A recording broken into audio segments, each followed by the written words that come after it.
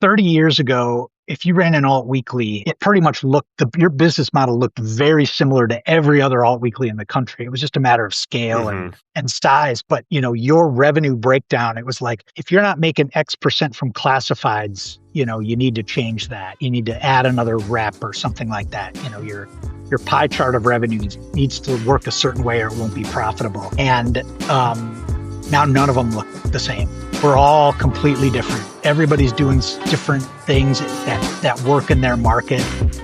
This is Small Press, Big Ideas, a podcast about the business of local news in the United States. I'm your host, Paul Gewertz. Small Press, Big Ideas is about the opportunities and challenges that local news publishers are facing for their businesses. I'll sit down and talk with journalists, entrepreneurs, nonprofit leaders, and more in the local news industry to find out what's working, what isn't, and how the local news ecosystem can innovate and flourish in the 21st century. All right, today on the podcast, I'm joined by Jason Joyce. He is the publisher at Isthmus, an independent nonprofit news source in Madison, Wisconsin. Jason, thank you so much for taking the time. Yeah, thanks for having me. Yeah, no problem. I kind of start every podcast the same. I just love you to just tell me and the audience about your background and your kind of story in local media. I'd love to hear that. Yeah. I grew up in Minneapolis, which is a great media town. Went to school at the University of Wisconsin here in Madison, and started working for the school, one of the school newspapers here. That's maybe some important context. People joke that Madison is like one of the most competitive media landscapes in the country. There are two. They're not dailies anymore, but when I was in college, there were two daily newspapers. We each printed 5 copies a week and distributed up to 20,000 copies. So I got a taste for beating the competition and deadline pressure and all that stuff in college, which was great fun.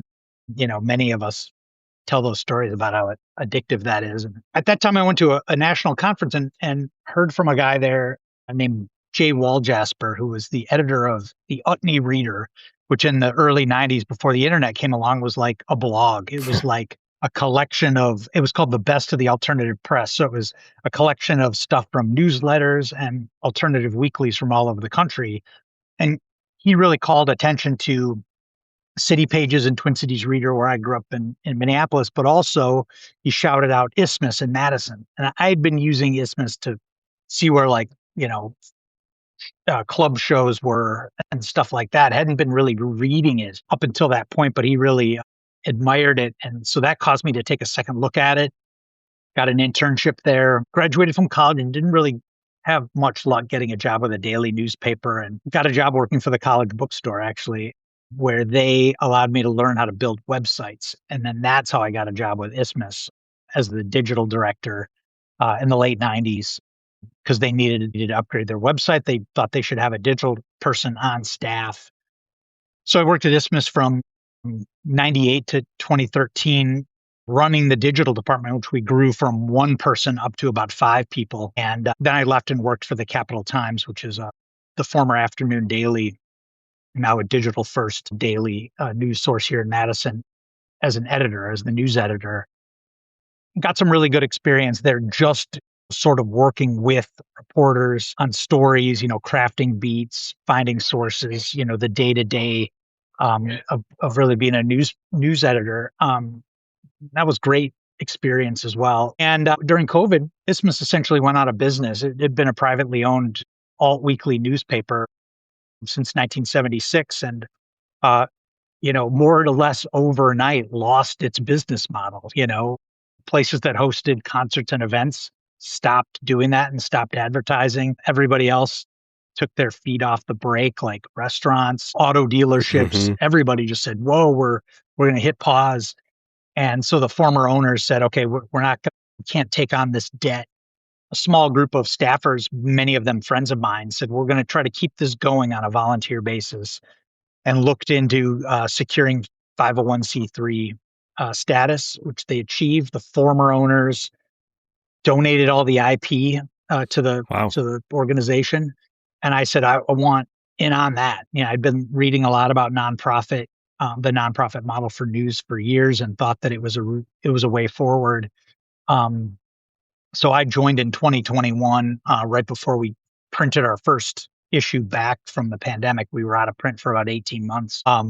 And so we returned as a monthly, as a nonprofit, and that's the work I've been doing since 2021. That's really cool. It's funny when you said you were kind of aware of Isthmus back years ago. That's my exact relationship I grew up in Denver with the Westward, the Alt Weekly in Sure. Denver. Yeah. I was like, yeah, what are the concerts? And I remember like flipping through it or if I had, a date, like maybe look up a fancy restaurant or something like that. But, Right. and then growing up and, getting further into this kind of space now, I realized what a good source that was. It also sounds like it's a really cool organization, both in that they were thinking about the digital transformation in the late 90s, it sounded like. They were ahead of the curve on that. Yeah. And then just like them donating the IP after being able they couldn't run anymore. That sounds like it's a solid culture, solid organization there and everything. We get this and we talk about this more, but we really, it has a special, Isthmus and Madison have a special relationship. Madison is, a little bit of an alternative community. It's a college town at its roots. And when Isthmus came along in the 70s, and it was free, and it was really the first news source in town that wrote about the things that people were doing in their free time, and treated the scene, so to speak, seriously. And a lot of people really fell in love with it that way. And so I think people have treated it with special care, including it's only had a couple of different waves of owners, the founder, and then a group that bought from him in 2014, and then now we're the nonprofit. Right. Yeah. I've never been to Madison. It always sounds like I want to go check it out. I have a good friend whose dad actually played football at Wisconsin, and he went on to have a kind of brief NFL career, but he's always talking about the glory days back there, and it sounds like a really, really cool town. It is true that wherever you travel, you will run into Badgers or, Madison people, and having worked for Isthmus, it's something that everyone loves to talk about. Like, oh yeah, I used to read Isthmus. I got dates out of the personal section, and they love it. That sounds so like a bygone era, getting a date out of the personal section now, but definitely. Cool. So really it's like an old brand, Isthmus, but it's almost like a refreshed organization, it sounds like, in the last couple of years. Could you talk about almost sounds like you kind of got to rebuild it. You're the publisher. Could you talk about your day-to-day and like how you've kind of thought about post-COVID, like moving into that? Yeah. For sure. So we're celebrating our 50th anniversary this year, and that's something that we're rolling into. So we're juggling the old and the new all at the same time now. I would say the biggest, sort of the biggest chunk of, making Isthmus stable as a nonprofit was we really sort of were, and this is something that the old owners probably felt like they couldn't do in many ways, but we were able to shed a lot of the sort of the bureaucratic weight that businesses accumulate over decades. And people ask me, they're like, well, how were you able to spin up the nonprofit? And I'm like, it's morbid to say this, but it sort of helps to go out of business. First of all, your audience, they realize what they missed. But secondly, we don't have a newsroom anymore. We don't rent an office space back in the day, Isthmus owned its own building in downtown Madison. So we don't have any of that stuff. We don't hire a receptionist. We don't have to worry about, it used to be a question like, boy, if we get rid of our receptionist, how are calls going to be handled? We don't deal with that. We don't care. It doesn't matter. People stopped sending stuff in the mail. So offices became a little more optional. So we're distributed. I work out of a startup space, like a shared workspace in downtown. And we hold staff meetings here, and people sort of pop in and out, but it's not really a dedicated, office environment. So day to day, I kind of check in here. I'm still the person who does a lot of the checking of the PO box, running to the bank, things like that. My job as publisher is, we're just 7 dedicated staff, and then we have a crew of about between 30 and 50 freelance writers and artists.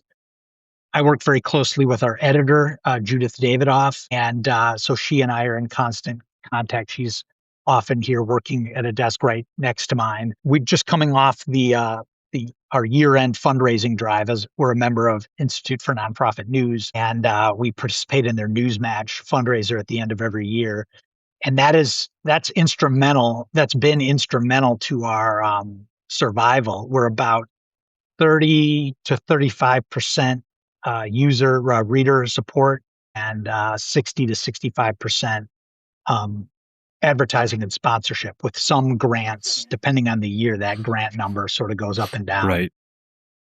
So really, a lot of my work has to do with dealing with those aspects of our revenue. Working on fundraising campaigns, accounting for that, sending out acknowledgement letters, being in touch with some of our major gift donors, managing grants to the degree that we're doing that. And then we have two folks working with us, one who's an independent contractor and one who's on staff who deal with sponsorships and advertising. And I have advertising clients on my list, so calling on them. We're spinning up right now. Our paper comes out the first Thursday of every month, and so we're pulling our February issue together right now. So this morning has been a lot of either outbound sort of, hey, how does February look? Are you interested in getting an ad in the paper? To clients of mine, like I have a couple of music clubs on my list, and so they're advertising every month, but you got to sort of check in with them. Hey, just making sure your ad's coming in. Let me know if you have any needs on the copy side. One of the more fun aspects, again, we're still an alt weekly at heart. Visited with one of my clients yesterday, which is THC isn't legal in Wisconsin like it is in Colorado, but we have these sort of hemp-based weed shops. One of them, which is a few blocks from here, is called Dank of America.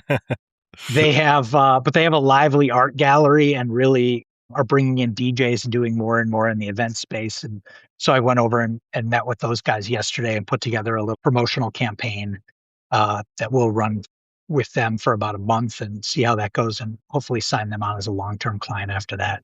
That's cool. I like, I'm not a THC user myself, but I always like the names. Dank of America. The next town up for me is Delta, Colorado, and they used to have one called Delta Dab and Doobie. And every time I drive by it, I started saying it till my toddler started repeating me. I'm like, I probably shouldn't keep saying that. They have a sense of humor about their business, and I appreciate that a lot. Yeah. So I didn't have this in the prep, but I'm just curious now. So you're an alt weekly. I'm sure you're still doing print, and then you've got the digital. What else do you do? Like newsletters, email, any other formats or anything like that? Yeah. I think, as much as we're digital, we still are really focused on that print, and that's because when we came back, we talked to the audience, and admittedly, a lot of our audience are baby boomers, but there are also, younger folks who really appreciate the print. They really want it. Mm-hmm. Now, are they going to be able to sustain it on a weekly basis? No, but they like it on a monthly basis. So we print 35,000 copies. We distribute them free all over the city, mostly in, grocery stores and coffee shops, a little bit on the street, but that business has sort of gone away. We were dedicated to printing on good quality paper. So it's a little heavier. It's a little more permanent. I like to, like in the summertime, I like to put it on the porch test. Like I throw one down on this coffee table on my porch and see how long it lasts before it starts turning yellow and curling up. It's good. It's got good staying power. So that's a significant part of our business. Probably, all told, if you factor in the, the fundraising that we're able to do as a result of the print, it's probably just over 50% in terms of its importance. We have a lively website. We're putting new content up on the website all the time. Our staff writer's really dedicated to, keeping that alive, but we repurpose all of our print content online. And we have a very active events calendar. Which has always been the backbone of our operation. But, we still want to be that place that you can go if you want to know what's going on around town, what's happening that night. And then like recently, it's been a place where folks can list their protests, their activist activities, because social media is letting them down on that front. They're not getting nearly as much attention by posting things to Facebook. So we're reviving that again and getting the word out on that. And then, we have 3 weekly email newsletters, one that's dedicated to arts and entertainment, one that's sort of a week in review and a note from our editor, Judy, and then one that's called the name is escaping me right now. This is horrible, but it's basically a recommendation email, word of mouth. It's called. There we go. So it's like people on staff, our freelance writers, and even our advertisers recommending like pans they're using to cook with, shows they're streaming on Netflix, what podcasts they're listening to, books they're reading to. And that's really community minded. So that gets like, I don't get any more feedback than I get if I write something in word of mouth, both people sending the emails back and, friends of mine will be like, oh yeah, I saw that thing that you wrote on the email the other day. So that's a lot. That's most of our content. We do a little bit on social, talking about vertical video a little bit more. Sort of talked about and rejected the idea of a podcast just because of how much labor that is, and we don't really have the resources to pay for a quality production at this point. Yep. Yeah, that's interesting. Social, you talked a couple times about social, and there is so frustrating with the activism or even, like you said, vertical video. Just Yeah. like my issue with it, like here in town, is I'll literally be looking to see like events to take my kids to over the weekend, and I can't find it, and then it'll pop up in my feed 3 days after it happened. I'm like, this is not. Right. It drives me insane. I'm like, come on, algorithms. I know you could fix that. Anyway, just a minor vent there. Thanks for indulging me. I think I didn't really think about this till we started talking. I think you're the first person from an all weekly I've had on. So it's really nice. Sorry if I'm you're indulging me in my curiosity, just because I have a connection with, like I said, the Westward in Denver, and it's just it really the way all weeklies functioned has we just hosted this summer. We hosted the alt weekly, again, weekly, like barely any of them are weeklies anymore. Yeah. The alternative news publishers convention here in Madison. And we talk a lot about how we are managing to stay in business, how we're making money. And, that piece right there of looking for stuff to do again comes up again and again. For a while there, people who own nightclubs would say like, well, I don't know how much I need print advertising anymore. I could just put it out on Facebook. And, the bands have their following. We have our following. We sell a lot of tickets that way. That algorithm changed, and then they realized they really needed to get back with us. Mm-hmm. Or they would tell us like, I can sell 80% of the room on social, but if I want to sell it out, which is the difference between profiting or not profiting on a show, I need to blast it out. I need to make sure that casual people perk up their eyebrows and say, oh, that looks like something I might want to go to. And that's where we still do that job better than anyone else, I think. Yeah, I mean, especially in a college town, I just have like memories of going to Chipotle or a coffee shop, like you said, and just browsing. Oh, I didn't know they were coming. Right. Yeah, it's just super relevant and important to the audience. Good stuff. Alternative newspapers have been a burrito placemat for decades. I associate it with Chipotle. I don't know why. It's just in my head that way. You're not the only one. That's funny. Yeah. Okay, so I did see this quote, this thing I pulled up on your LinkedIn when I was kind of putting this stuff together that I wanted to ask you about, because I found it really interesting. And you put up a post recently about Meta's, we're talking about social already, their $70 billion with a B metaverse project that they're basically rolling up now. Zuckerberg went all in, changed the name of the company and everything. And they're like, that's not going to work, or it's not the right time.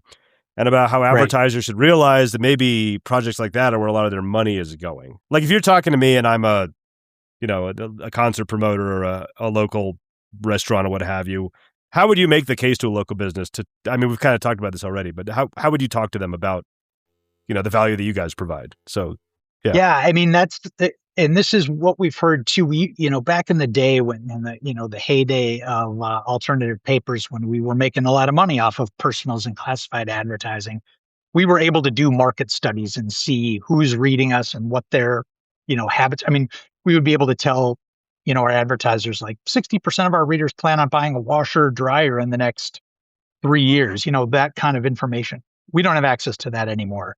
So it is harder for us to sit down with data and explain the value of what we do. But in a city like Madison, there are a lot of people that we talk to who just intrinsically understand the value of local news. And they've seen what's happened to the Daily, where, the number of reporters they have has been on a steep decline now for many years. We have the Daily here is owned by Lee Enterprises, which has had its share of troubles. Mm-hmm. They just know, they pay attention. So they see what's going on in the local news universe and they don't want to lose it. So some of what we're selling them is, if you just think it's important to have us around, you can help us, be sustainable. And by the way, you can get some promotion for your business, as well, which is effective. So that's been really good. But yeah, I think that especially when you talk about local retailers, my wife is a local retailer.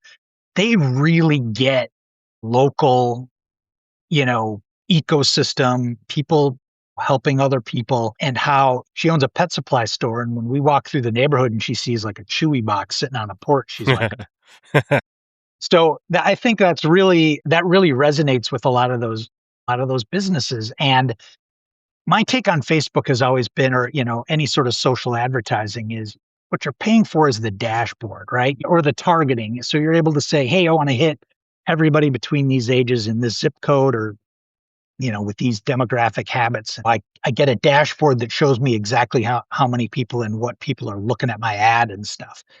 But do you know that it works? Like, that those people are seeing your ad, but are they actually driving business and repeat business and loyal customers to your store? You just probably don't.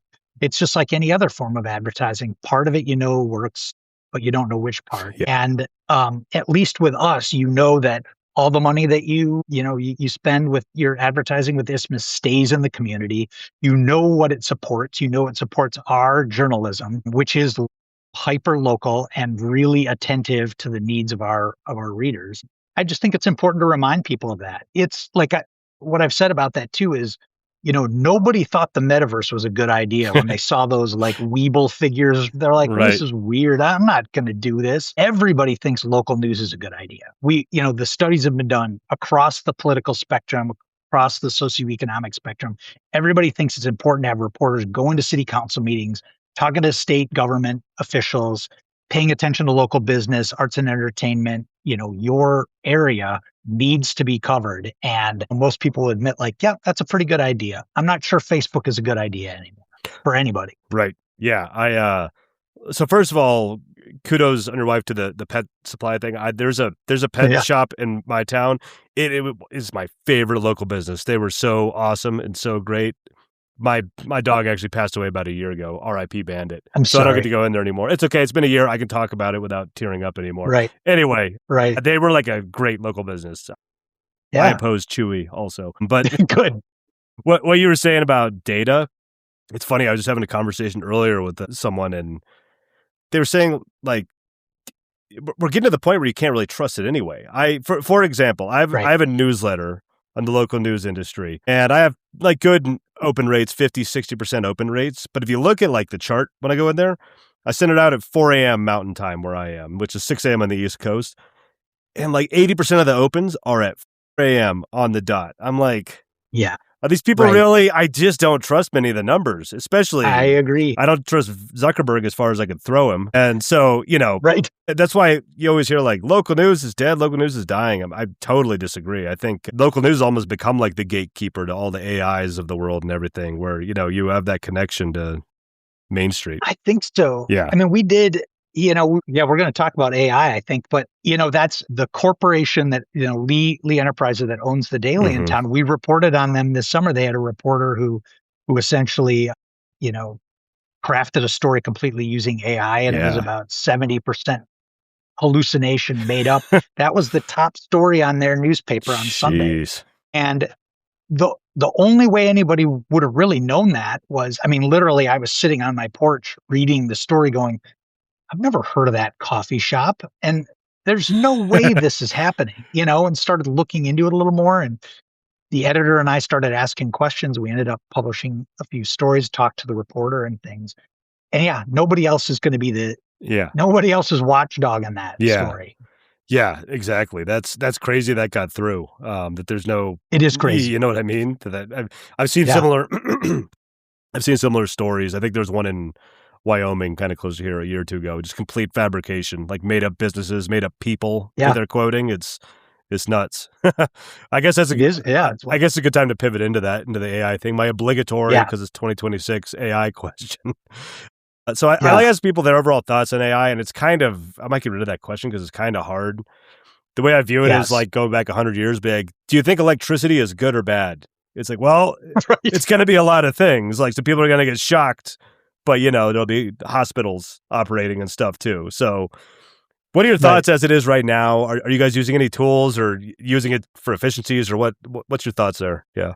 We We use it in a very limited way, as I'm sure as much as many people do for, productivity, right? We Mm-hmm. have to remind ourselves like, oh, if I'm writing an email and I use, the recommended few words to end a sentence, that's AI. So, do that. We had in the wake of the story that we reported about the local daily, we had a couple of meetings with a professor here at the university who has come in, and he's studying AI in journalism, and he is helping us devise an AI policy. And that policy will be really important to communicate to our readers, but it was a really good opportunity for us to all sit around a table and just really talk about it and Mm-hmm. talk about how we're going to talk about it, right? Like we had just yesterday we talked in a meeting. One of our reporters was interviewing a tailor in town who's from Syria, and he speaks very broken English. And so she was using Google Translate to, speak with him. That's AI. We trust Google Translate. It's one of the, more established versions of AI, I think, that's out there. So those are the way, we really use it. We are not feeding stories we'd feed stories into Chat GPT. We are not feeding stories into Chat GPT to say, hey, edit this. Right. Hey, fact check this. Hey, do this to it. Sometimes we feed a story in if it's the fourth story we've read that afternoon and say, can you suggest like 5 pithy headlines for this story? And what's funny is when we talk about it, we're like, we never use any of those headlines, but it does Yep. adjust your thinking a little bit to the point it sparks something where you can say, oh, okay, now I feel like I can work on that. So we're skeptical, we're questioning. But the other interesting thing, just because of where I work here with a bunch of startups, I mean, I'm surrounded by coders and entrepreneurs who in many cases are building software using AI to code, or it's a specific AI usage. So these conversations we're having all the time, and those guys know I'm skeptical, and so they're not trying to necessarily win me over, but they're suggesting or giving me examples of things that we might use it for. One recent test case is using it to like comb through the state legislature's website to say, what are the committee hearings this week? What are the bills that will be discussed in committee this week? So, we're getting there, Yeah. I think. I think But yeah, right now, skeptical still. I think having a policy is a really good idea. And a lot of the use cases you used, I agree with the headline thing. It's really helps me. Even with like titles of the podcast, I don't always use them verbatim, but I'm like, oh, I wouldn't have thought of that. That's a cool idea to follow down. And then, just the transcription, translation, stuff like that. Yeah, for sure. I think part of the thing with AI is bad branding. If it wasn't called artificial intelligence, if it was just called some new kind of software, which is what it is, I think it'd be a different conversation around it. And yeah, because I mean, autocorrect on Google is an early AI. And, that's super helpful. You know what I mean? Right. I know, right now we're seeing a lot of political clashing going on just over the data centers in Wisconsin right now. So that affects the brand too, right? They're like, what are we doing this for? So that we can like slurp water out of the Great Lakes and drive everybody's energy bill higher? Like this is all, and it's all part of the conversation. It's, would you send a reporter on a plane to England to get a quote that you could get in an email? No. Right. So, these are important considerations. Yeah, that's good stuff. Yeah, I agree with all that. Okay, this other question I've been asking everybody, I might switch it a little bit for you because, like I said, you're the first all-weekly person I've had on. So flash forward 5 years. We all know the issues that local news and all-weeklies are included in that have had over the last couple decades. Where do you see alt-weeklies maybe as kind of a separate industry headed, and you and Isthmus in particular? Like, where do you see it going in the next 5 years? Probably not going anywhere. How do you see it evolving? I would like to think we're not going anywhere. Since 2021, since we came back as a nonprofit, our revenue has gone up every year. We've increased on both sides of the, advertising, sponsorship, and reader revenue. At this point, we've got members who have been with us for 5 years. So that's very, very powerful. There's also, among not to get too in the weeds on nonprofits, but, we're entering this era that they're calling it the greatest transfer of wealth in the history of the world, from the baby boomers to their children or to the organizations that they care about and want to leave a legacy gift to. So we're having all of those conversations. And I think everyone, on our board and on our staff feels very hopeful and optimistic about this, business model that we've managed to carve out. And it is a hell of a motivator to during, the news match period, having people seeing the checks come in, seeing the online donations, climb and climb. And that's everything from literally, we will get checks for $5 saying, thank you, keep on doing what you're doing, to folks who are like, thinking about giving a gift, is $2,500, useful for you? Right. Yes. Of course. Thank you very much. Yes. So, that stuff gives me a lot of hope. Local businesses have been very receptive as well. So I really do feel good about it, and on the readership side, like I said before, certainly baby boomers love to read things in print. I do as well. I'm 55, so I'm getting up there, but I still really like to read a book and flip through a magazine and read a newspaper. But we have one interesting aspect of our business is our art director works with local artists to illustrate the covers every month. And they don't always have something to do with the story inside. Sometimes it's just very, whimsical. It's seasonal, maybe. So I hear probably once every other month from somebody who says, I'm collecting copies of Isthmus. Cool. And I don't know what happened to April. Can I get one? Like, yeah, for sure, let's meet. You can come to the office or whatever, and I'll get you a copy. And they're always under 30. So they really care about, and I talked to a publisher too. He was like, I sort of take these secret cell phone photos of young people in coffee shops reading our newspaper because I want to prove to people that it actually happens. So, those are all things that really make me feel optimistic about it. So yeah, I feel good about where we are. And I do also feel like, you talked about, our former publisher who was really embracing the internet in the 90s. And, before that really embraced personals ads like we talked about. Our company really went through a phase where we did a lot with events, when we had this much larger organization, more profitable, putting on really big events in the city. So we keep trying to adapt and succeeding with adapting and having our eyes on the horizon a little more. And I mean, I think that because we don't own a printing press, because we don't have to subsidize this huge foundation of infrastructure, that we can move a little bit faster. And so I feel optimistic because of that too.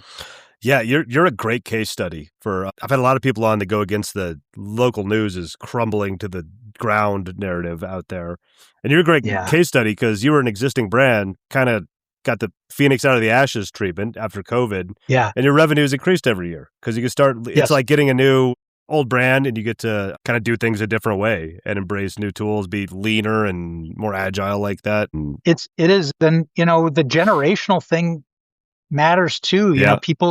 Kids in this city grew up in households where our paper was always out on the coffee table. And so even if they don't consume it as closely, as their parents did, they get the value of it and they want to be in the paper.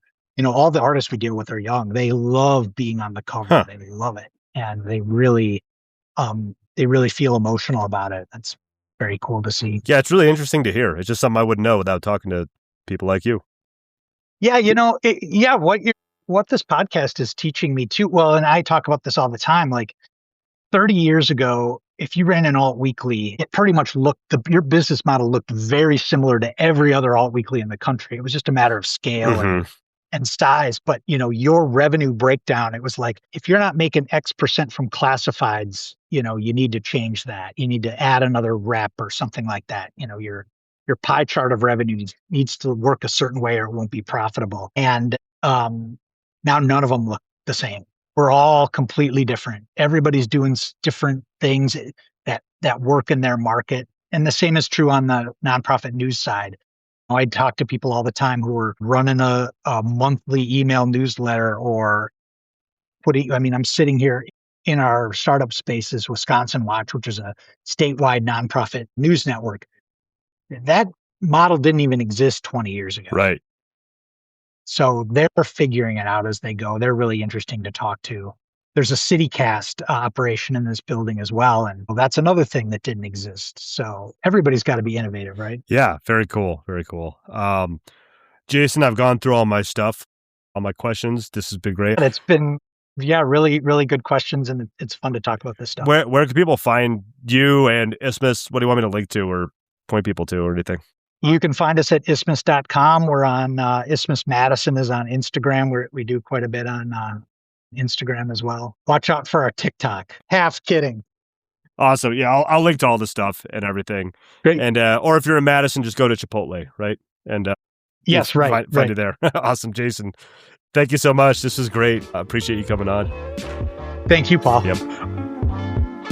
Thank you for listening to Small Press Big Ideas. You can subscribe on Apple Podcasts, Spotify, or wherever you listen to podcasts. If you'd like to help the show, the best thing you can do is to tell a friend or colleague and just take a few minutes to leave a rating and a review on whatever platform you're listening to right now. It only takes a minute out of your day, but it really does help the podcast grow and reach more ears. Check back for new episodes every Monday.